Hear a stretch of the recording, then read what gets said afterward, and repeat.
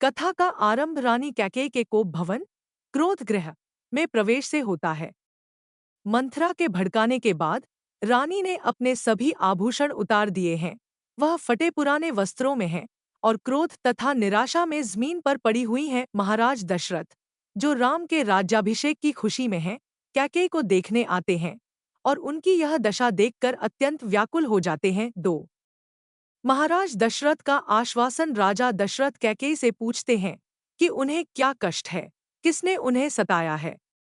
वह कसम खाते हैं कि अगर किसी ने उन्हें दुख दिया है तो वह उसे कड़ा दंड देंगे। वह उन्हें याद दिलाते हैं कि कल ही उनके प्राणों से प्यारे राम का राज्याभिषेक होने वाला है। कैकेयी हालांकि अपने मन की बात नहीं बताती हैं।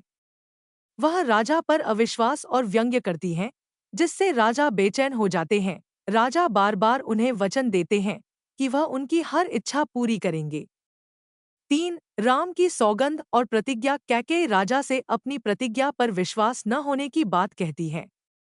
अंततः दशरथ सत्यवादी होने की शपथ लेते हैं और राम की सौगंध खाकर यह वचन देते हैं कि वह कैकेयी की कोई भी मांग पूरी करेंगे। राजा के दृढ़ वचन के बाद कैकेयी अंततः अपने 2 वरदानों, जो दशरथ ने उन्हें पूर्व में युद्ध के दौरान दिए थे, को मांगती हैं।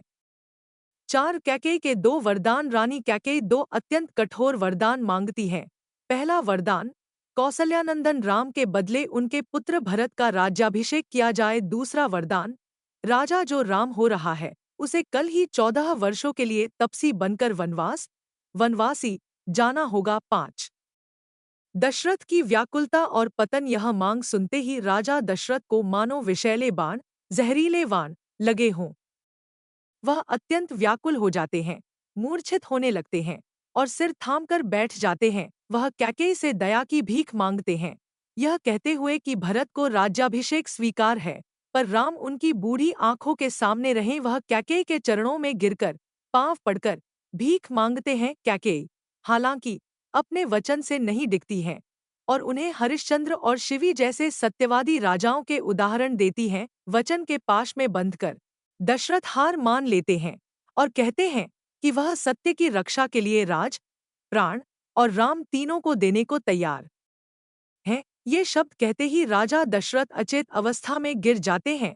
यह भाग राजा दशरथ की वचनबद्धता, कैकेयी की हठधर्मिता और राम के राज्याभिषेक की खुशी के दुखद अंत को दर्शाता है।